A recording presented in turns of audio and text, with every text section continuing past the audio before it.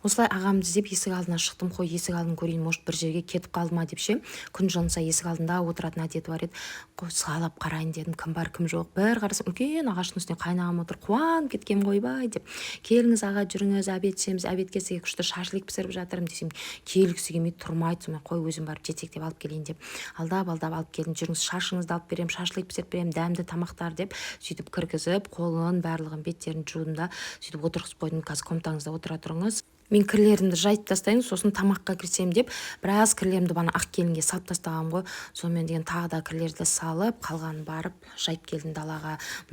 Мына кіржайшыққа пелесос жабысып алған ғой. Асыққан кезде алынбайды, бар қанымды ішіп жатыр.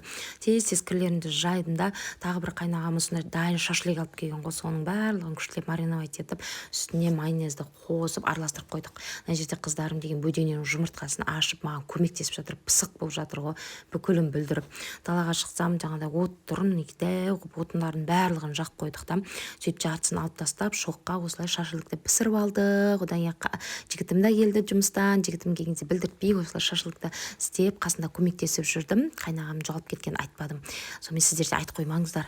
Тез осылай шашлыктың барлығын тұтатып, күштілеп дәмді қылып пісіріп алдық та. Барлығымыз отбасымызбен қазір жеп аламыз дедім. Соны сіздер өткеннен бері менен қайда сұрап жатсыздар ғой, қайда кетті деп, сол видеомды бүгін монтаждап жатырмын. Мына жерде барлығын дайындап, қой кішкентайды бесіктен шешіп алайын дедім. Мына жерде мен енді жаңадан босанып келген кезім ғой. Сөйтіп бесіктен шешіп алып келсем, дастарханда түк жоқ қой, қайнағам отыр, барлығы күшті болған деп маған қарасам шашлик жоқ, бір түйір даже сүйегіне дейін қалдырмаған ғой. Кішкентай ғана сүйек қалдырыпты. Настроением түсіп, мені ойламайды бар ғой. Енді амал жоқ, осы шаймен вареньемді жеп аламын, нанға жағып ұрып деп ше.